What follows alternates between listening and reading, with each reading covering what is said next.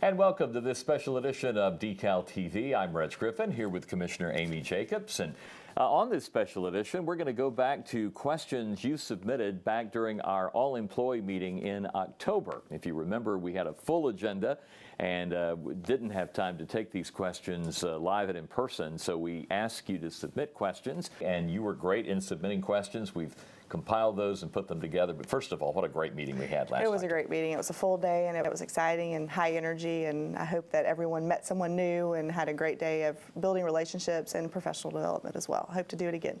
They enjoy asking you questions, though. I know they enjoy that time.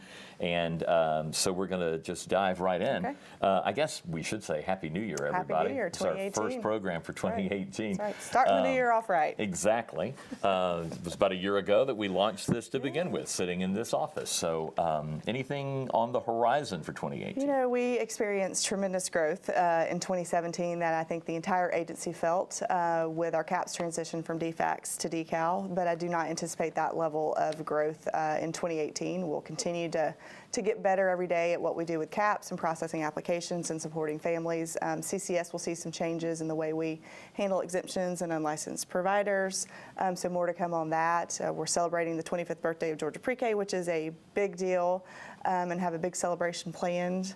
And then we will be submitting a new CCDF plan. It's due, again, we have to write a plan on how we will meet all the federal requirements to continue to receive our federal dollars. So we'll be writing that, and it's due in June. And that's a pretty heavy lift for agency-wide, but it's important so we continue to receive our federal dollars. How often does that come around? Every 3 or 4 years. Okay. You know, the last one was under reauthorization, so it was a lot more work. So this is more of updating. It's not as many changes, but it's still an agency-wide project. Okay. So be looking for that. We're going to dive into the questions, and the first question actually has to do with the CAPS program. It says, when is it expected that we'll have the backlog of CAPS applications completed? And if they're not completed by a specific date, what will be the repercussions? We don't have a specific date on when they will be completed, but I will tell you that we have put all the resources possible behind managing that backlog and getting it down as quickly as possible so that as many families that are eligible can be served through our CAPS program. We're probably about 99% full as far as hiring for all the CAPS transition staff, and they are working diligently. They've been trained, they've been set up on all their workstations, and it just takes a while to get up and running through the training on a new system and new policy and new agency, but they're up and running and they're productive. We've also hired about 50 temps to help us with this, so some additional hands on deck to help us make sure we get that backlog down as quickly as possible.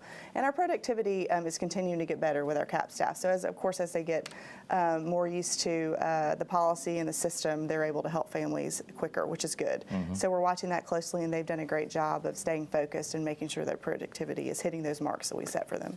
What was that song? What doesn't kill us makes us stronger. Yeah, we have faced a little bit of adversity in our CAPS transition, but it's gonna make us better, and I think CAPS is gonna be a program to be looked at and modeled across the nation once we're fully up and running. And an educational program now under the umbrella of early care and learning. That's right. So that's great. Let's talk about Georgia Pre-K. 25 years young this year, but we still have children on a waiting list. I know we talk with folks about this all the time, some misconceptions and misunderstandings on that. The question, what are the issues that prevent us from serving those on the waiting list?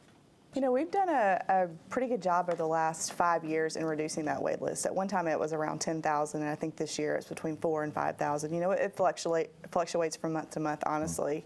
But we have we've changed the way that we fund classes so that we're targeting those areas that need it most, where most of the children, where we have the largest waiting list or where we have fewer 4-year-olds served. But what I think we need to talk about is we serve 80,000 4-year-olds consistently every year, and that's 60% of the 4-year-olds. Yes, we would absolutely love to serve all of the 4-year-olds, all the 4-year-olds that desire to go to Georgia Pre-K program, because we know it's such a successful program. But we haven't been able to do that. And usually the issue is capacity. It's not that we don't have the funding to support the wait list for the most part. It's that we don't have quality capacity in the areas that we need it. Whether it's in private child care, there may not be private child care. They may not have room for a pre-K classroom. Or the same is true in public schools. They just may not have room for a classroom in their building. So because pre-K is such a quality program, we're not just going to put it anywhere. We have some standards that we want to meet, and so that seems to be the problem the last several years. All right, very good. This question is interesting. It says, given the vision of DECAL to provide high-quality access to early childhood education for every child, how do we plan to address the issue of gentrification so that our nationally recognized preschool and pre-K programs are continually accessible to students and families of economically disadvantaged backgrounds? Well, the good thing about Georgia Pre-K is it's a universal program in that it's available to anyone no matter what their income is, and it's in 159 counties, and that will continue. So we're going to continue to serve the 4-year-olds where they are, whether they're in a low-income area or not. So I don't think that Georgia Pre-K will be impacted by that.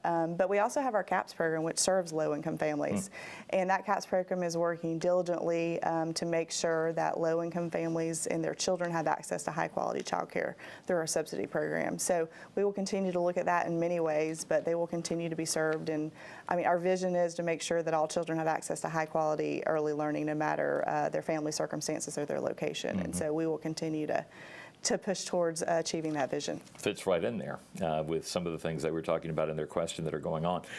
Work schedules. Here's a question about alternating work week options. Has any thought been given to allowing DECAL employees the option to telework 1 or 2 days a week? You know, we do a lot of teleworking, and we have a lot of home-based employees, and it's worked out fairly well for DECAL and our productivity. We actually do have a policy change coming in April, and you may see some changes around that, so stay tuned for that. But it's always, you know, we always want to be flexible as we can and make sure that we get our job done at the same time. So between now and then, if you have questions, I would encourage you to talk to your manager or your supervisor, and stay tuned for a policy change in April. Yeah, kind of saying that all across the agency is difficult depending on the work that's being done. Right, absolutely. All right, here's an interesting question. As the leader in quality child care, have you considered DECAL offering child care for employees? You know, that's come up before, and that would be ideal in a perfect world, but that would be hard for several reasons.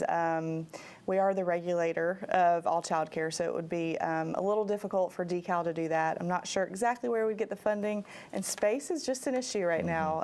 So it's not that we haven't talked about it, we haven't considered it even with other agencies, but there would be several barriers that I don't know that we could ever come to do that. But I understand that is a challenge. But there are a lot of child care options out there, and you work at no better place than to find what the best is. We are the place. Yes, you don't even have to go to our website. You can talk to the person that our child care, our child care licensing consultants, our pre-K consultants. They can tell you what's really happening in those child care programs. Yeah. We know there are, and we encourage, you know, companies like Home Depot and others that have their own child care.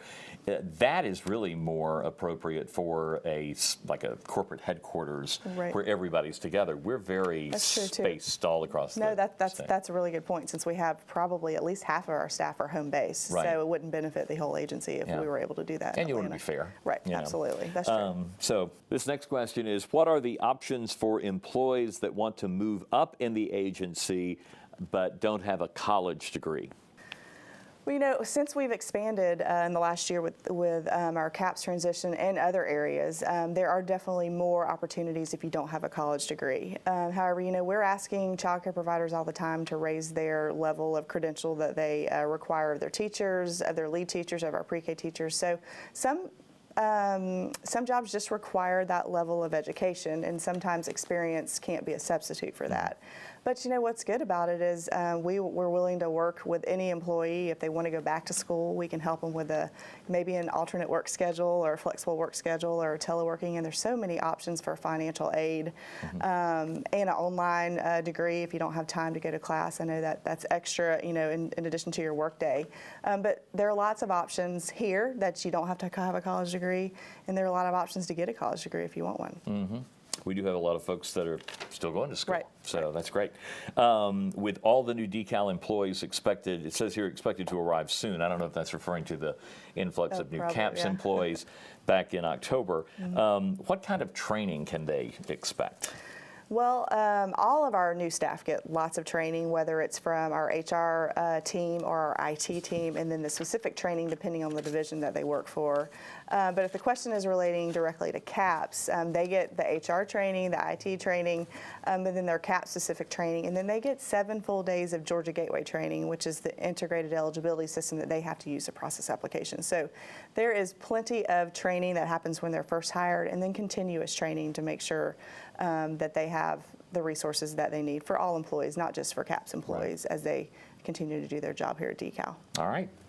Those are all the questions Okay, great. that were submitted. We really appreciate it. We'd love to hear from you anytime, and you can go to Polar, right where you found DECAL TV. We have a virtual suggestion box for employees. We put that in our newsletter on a quarterly basis, and then anytime you can send us a comment. And again, you can do it anonymously. You don't necessarily have to put your name, although it helps to follow up with you if we have more information or need more information. But our door is always open. We'd love to hear from you, and we'll use that on some future DECAL TVs. I think we're out of time All right. Well, for this thank you, time Reg. around, but Thank you for the questions. Yeah, absolutely. We'll see you next time here on DECAL TV.